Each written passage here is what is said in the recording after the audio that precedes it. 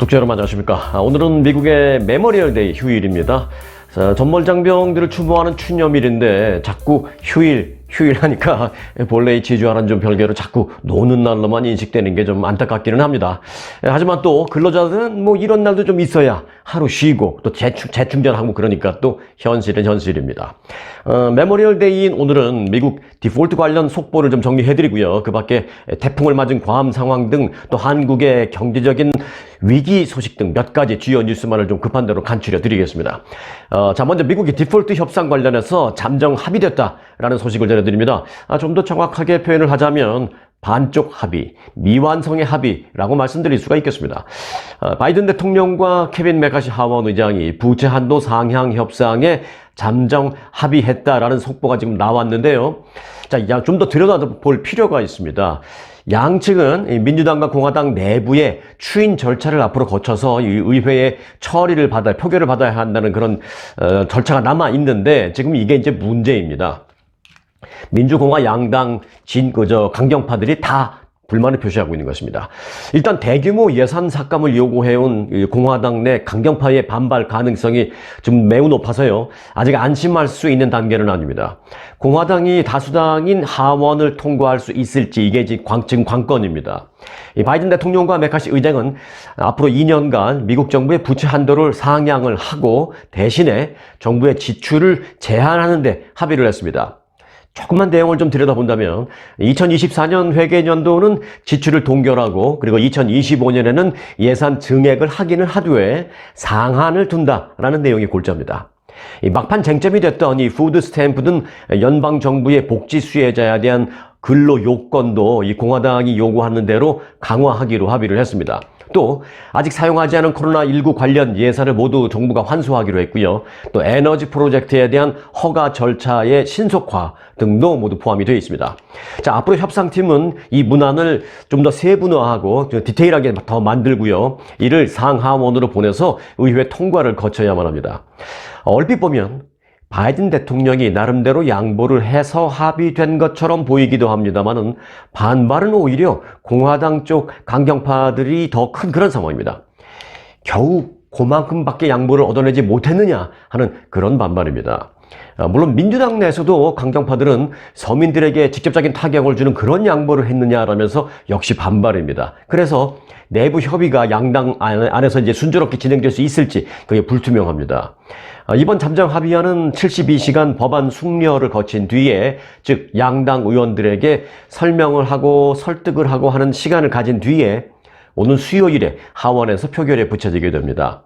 하지만 공화당이 장악하고 있는 하원에서 과연 순조롭게 처리될 수 있을지가 지금 불투명한 상태다라는 말 여러 번 드립니다.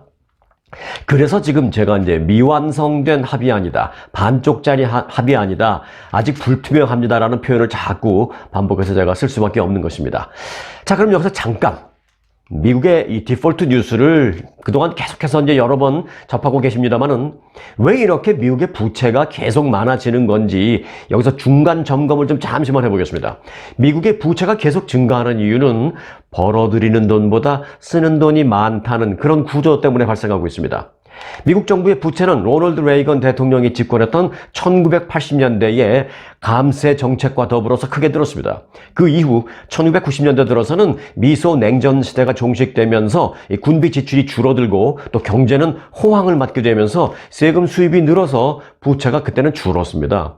그러나 다시 2000년대에 들어서면서 2000년대 초반 이 닷컴 버블에 따른 경기 침체가 있었고요. 또 아프가니스탄 전쟁, 이라크 전쟁 등등 때문에 부채는 이때부터 다시 급격히 늘었습니다.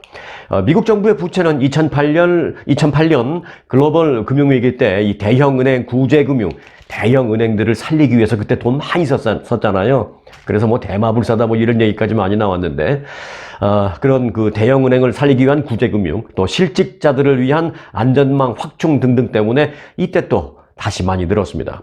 그리고 최근 10년간을 놓고 보면 미국 정부는 매년 적게는 4천억 달러, 많을 때는 무려 1년에 3조 달러 규모의 적자를 냈습니다.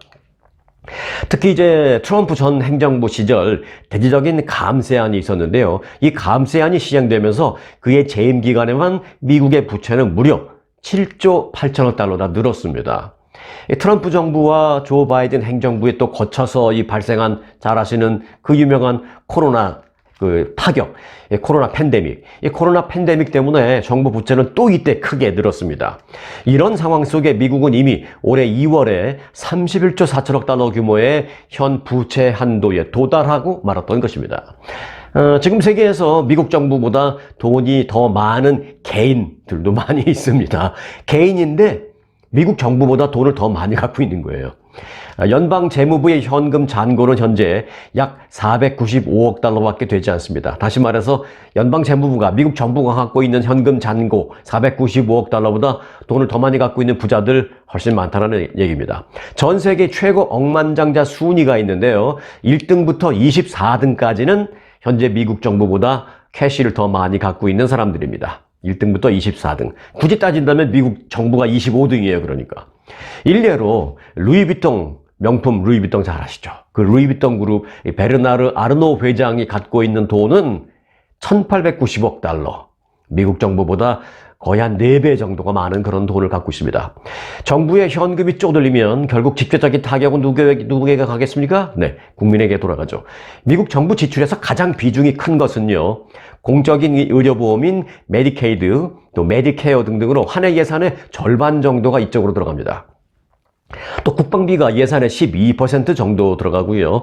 교육 예산, 또 직업 훈련 예산, 또 퇴역군인 수당 등등이 그 뒤를 따르고 있습니다. 때문에 이번 예산안 합의안에서 바이든 대통령이 이 푸드 스탬프 예산을 줄이고 또 받는 사람들에 대한 자격을 강화하는 등등을 하겠다라고 밝혔는데, 이렇게 이제 국민들에게 직접적인 타격이 되는 것이고요. 민주당 강경파 의원들은 이 때문에 그래서 지금 불만을 또 표출하고 있는 것입니다. 민주당 강경파 의원들의 불만, 진정 서민들을 위해서일 수도 있고요. 또 내년 대선의 표를 의식해서일 수도 있겠습니다만, 어찌됐건 민주당은 민주당대로 또 공화당은 공화당대로 지금 만족스럽지 못하다라고 반발을 하고 있어서 이제 내일 모레 수요일 하원에서 이제 표결 처리를 해야 하는데 과연 어떻게 처리될지 주목됩니다. 그래서 아직도 안심할 수 없는 그런 상황입니다 라고 제가 말씀드릴 수밖에 없습니다. 오늘, 내일, 수요일 계속해서 이 중요한 뉴스를 제가 계속 팔로우 해 드릴 테니까 구독과 알림 설정 해 놓으시고 중요한 소식 놓치지 마시기 바라겠습니다. 자, 그런데요. 미국의 디폴트 걱정할 때만이 지금 아닙니다. 지금 한국이 심상치 않습니다. 한국에서는 2년 가까이 통화 긴축 기조가 이어지고 있습니다만은, 허리띠를 졸라매는 긴축 기조가 이어지고 있습니다만은, 한국의 가계 부채는, 그러니까 일반 가정들 가계 부채는 국가 경제 규모를 고려할 때 세계 1위라는 오명을 썼습니다. 쉽게 말해서 국가 경제 규모를 감안을 했을 때 개개인이 또는 한 집안이 지고 있는 그 빚이 세계에서 가장 많은 나라가 대한민국이라는 것입니다. 세계 주요국 가운데 가계 부채가 가장 많은 나라로 지금 기록이 됐습니다. 올해 1분기 기준으로 세계 34개 나라, 유로 지역은 이제 단일 통계로 하나로 봤습니다. 유럽연합은 세계 34개 나라의 국내 총생산 GDP 대비 가계 부채 비율을 조사한 결과 한국이 102.2%로 가장 높았습니다. 이어서 홍콩이 95.1, 태국이 85.7, 영국 81.6, 미국 73.0, 말레이시아 66.1, 일본 65.2, 중국 63.6, 유로지역, 영국을 빼고 유로지역 55.8, 또 싱가포르 48.2%로 10위 안에 이 나라들이 지금 들어 있습니다. 그런데 말씀 들으시면서 혹시 공통점을 느끼셨나요? 공통점이라기보다도 좀 특이점을 느끼셨나요? 네, 한국이 1등이고 이제 2등부터 쭉 말씀드렸는데 2등부터는 다 95, 85, 65 이러잖아요. 한국만 지금 102.2라고 제가 말씀드렸습니다. 한국은 조사 대상 국가 가운데 유일하게 100이 넘은, 즉 가계 부채가 경제 규모를 웃돈 나라로 기록됐습니다. 그래서 가계 부채 비율이 102.2%로 나온 것입니다. 더구나 기업 부채의 경우에는요, 긴축에도 불구하고 줄어들기는커녕 1년 사이 기업 부채는 더 늘었습니다. 또 증가 속도도 세계 4위에 오를 만큼 굉장히 빨라서 앞으로 이제 하반기가 되면 한국에서는 부실 대출 문제가 본격적으로 터질 것으로 우려됩니다. 이 부실 대출에 따른 금융기관의 건전성 악화 문제도 금융계 현안으로 떠오르게 되었습니다. 은행에서 부실 대출이 뻥뻥 터지면 그 은행 자체도 위험해진다는 것이죠. 간단하게 다시 한번 이 중요한 뉴스 정리하면 이렇습니다. 올 하반기가 되면 한국에서는 기업은 물론 일반 개인들도 대출금을 갚지 못하고 손을 들어버리는 부실 대출이 급증할 전망이다. 그래서 이로 인한 은행의 타격도 자칫 심각한 상황이 될 수도 있다. 그런 우려가 제기되고 있다. 라고 말씀을 드리겠습니다. 이 위태위태한 불안불안한 이 한국의 경제 뉴스도요, 저희 레알 뉴스에서는 그때그때 빠짐없이 챙겨 드릴 테니까 항상 구독해 놓으시고 또 알림 설정 해 놓으시고 놓치지 마시기 바라겠습니다. 구독과 알림 설정 하는데 인색하실 필요가 없습니다. 자, 그런데요, 미국에서는 지난주에 참으로 이 웃지 못할 일이 발생했습니다. 이건 뭐 웃어야 될지 걱정해야 될지 한번 스토리를 들어보시기 바랍니다. 요즘 인공지능 AI의 대화형 이 검색 기능 잘 아시죠? 챗 GPT. 이게 이제 큰 관심을 끌고 있는데요. 이 친구가 결국 일을 내고 말았습니다.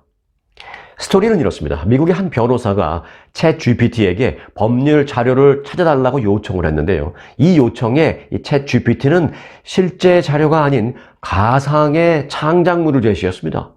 그리고 하나 더 덧붙인다면 거기다가 거짓말까지 했습니다. 이 챗 GPT가. 끔찍합니다. 자, 챗 GPT한테 이런 판례를 찾아달라고 요청한 이 변호사는요, 이게 실제 판례인 줄 알고 법원에서 써먹었다가 지금 큰일이 났습니다. 사건은 이렇습니다. 로베르토 마타라는 남성이 있는데요. 이 남성은 지난 2019년 8월 엘살바도르에서 이 뉴욕으로 가는 콜롬비아 아비앙카 항공의 여객기에서 음식 운반용 철제 그 카트 있잖아요. 그 카트에 부딪혀서 무릎을 다쳤다라면서 법원에 소송을 냈습니다. 이 아비앙카 항공은 그런데 공소시효가 지났다라면서 뉴욕 연방법원에 기각을 해줄 것을 요청했습니다만, 이 마타라는 사람의 변호사는 스티븐 슈월츠라는 사람인데, 이 스티븐 슈월츠 변호사는 소송을 계속 진행해야 한다라면서 그 이유를 댔습니다. 왜냐?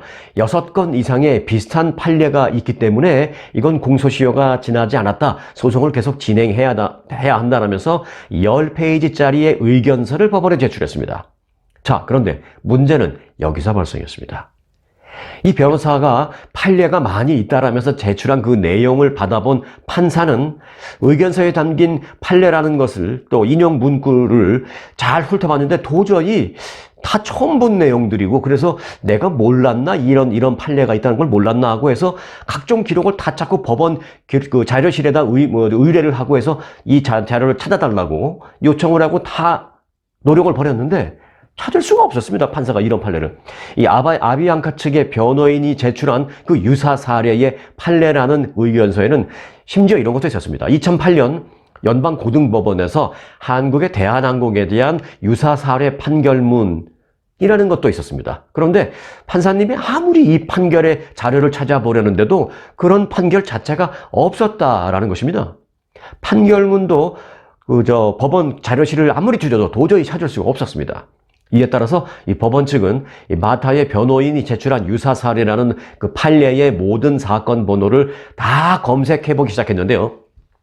검색한 결과 전혀 무관한 다른 사건의 사건 번호로 나오기도 했고요. 일부는 그런 사건 번호 자체가 아예 없었다라고 나왔습니다.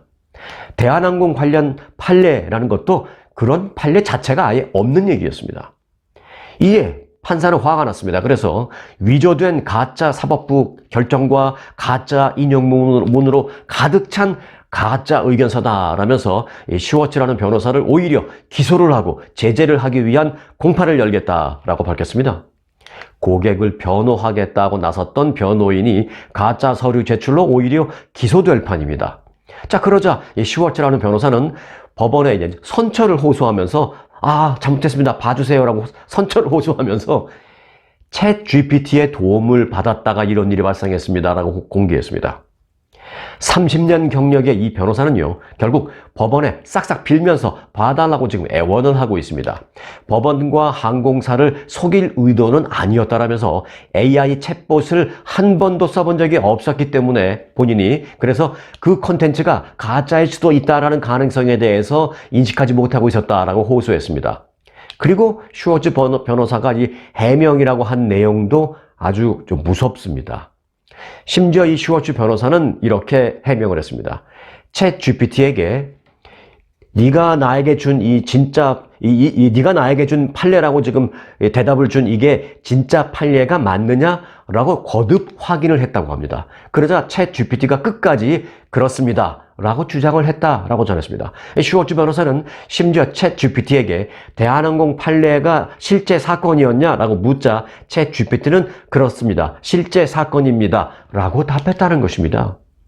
결국 쉽게 일을 처리하려고 이 챗 GPT를 이용했다가 지금 완전히 변호사 본인이 기소당할 처지, 변호사 라이센스도 박탈당할 처지, 라이센스 박탈을 넘어서서 본인이 정말 깜빵하게 생겼어요. 그런 상황이 돼버렸습니다. 정말 생각할 게 많은 그런 사례가 터졌습니다. AI가 상당수 전문직의 존립을 위태롭게 할 것이다 라는 우려가 지금 커지는 가운데 불거진 이번 사건은 AI가 이들 직종을 대체할 때까지는 그래도 아직 시간이 좀 더 많이 남아있다라는 것을 좀 보여주고 있습니다. 하지만 시간이 어느 정도 지나면 이런 AI의 거짓말도 필터링을 할 수 있는 기술이 생기겠죠. 그러나 저는 AI의 거짓말을 필터링할 수 있는 기술이 생길 것이다라는 기대감보다는 AI가 이렇게까지 거짓말을 할 수 있구나라는 그 우려감이 더 커집니다. 그게 더 저는 걱정됩니다. 네, 괌 상황 점검해 보겠습니다. 태풍의 직격탄을 맞은 괌 상황. 태풍이 강타한 태평양의 섬 괌을 방문했다가 하늘길이 막혀서 현재 발이 묶여버린 한국인이 3,200명에 달하고 있는 것으로 밝혀졌습니다. 3,000명이 넘는 한국인 관광객들은 지난 24일과 25일 4등급 슈퍼 태풍 마와르 태풍이 괌을 강타한 이래 현재 발이 묶여서 지금 수일째 큰 어려움을 겪고 있습니다.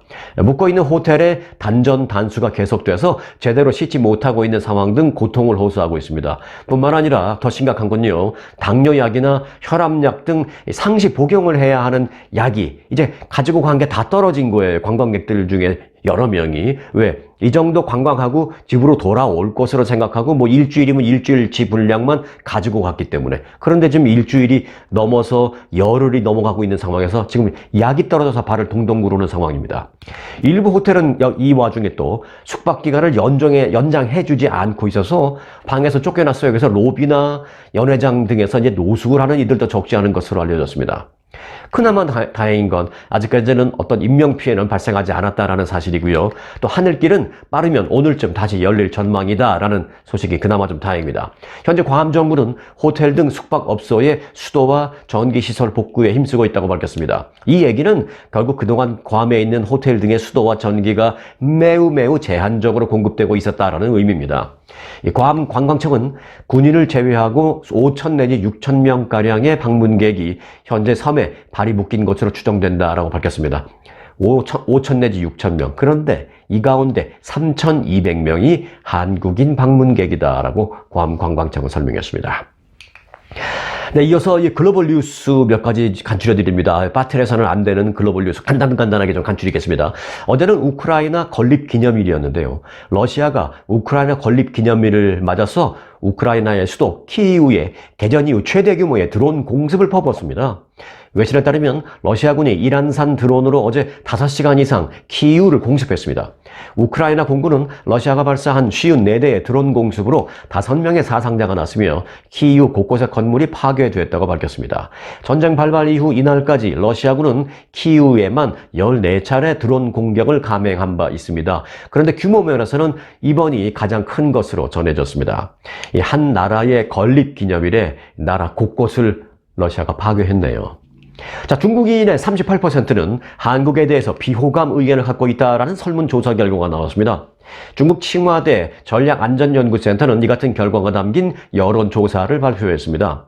자, 이에 따르면 한국, 미국, 일본, 인도, 그리고 유럽연합, 또 러시아, 또 동남아시아 등 7개 지역에 대한 인상을 중국인들에게 물은 항목에서 한국에 대해서 응답자의 38.4%는 비호의적이다, 비호감이다라고 답했습니다.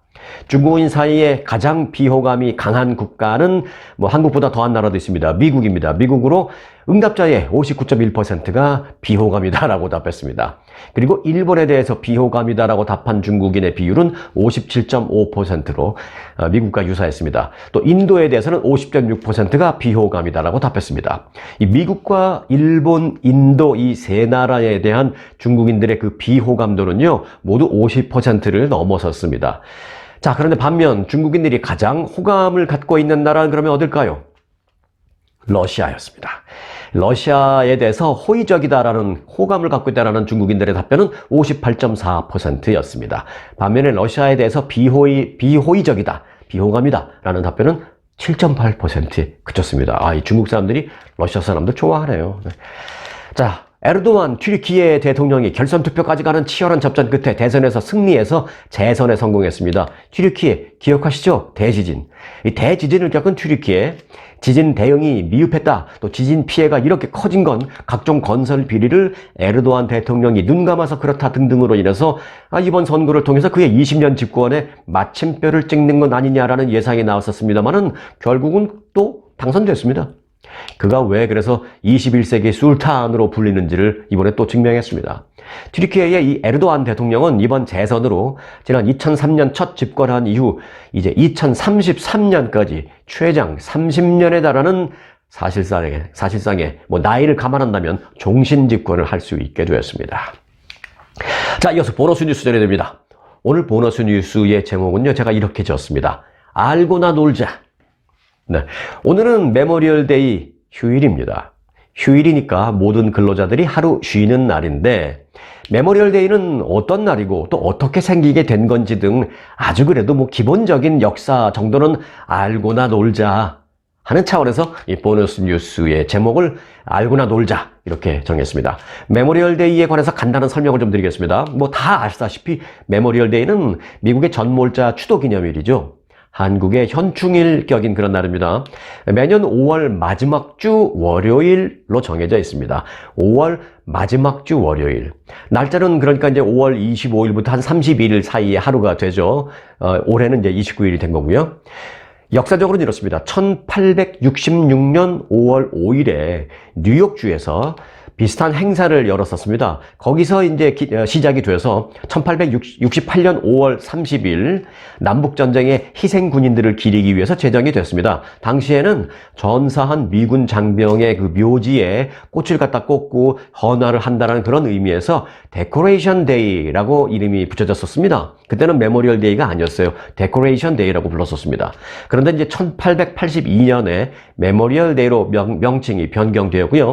일제대전 이후 전쟁에서 사망한 모든 장병들을 기리기 위한 날로 공식적으로 바뀌었습니다. 그리고 1968년, 이제 최근으로 오죠. 1968년 연방 공휴일로 격상돼서 이 50개 모든 주에서 휴일로 쉴 수 있게 만들었습니다. 그리고 3년 뒤인 1971년부터는요. 그동안은 5월 30일이 메모리얼 데이였는데 이게 보니까 가끔 뭐 토요일도 되기도 하고 일요일도 되기도 해서 결국 그렇게 되면 이제 쉬지를 따로 별도로 쉬지를 못하는 거잖아요. 휴일과 그러니까 공휴일과 주말이 겹치니까. 그래서 이제 1971년부터는 5월의 마지막 주 월요일이라고 현재의 날로 변경됐습니다.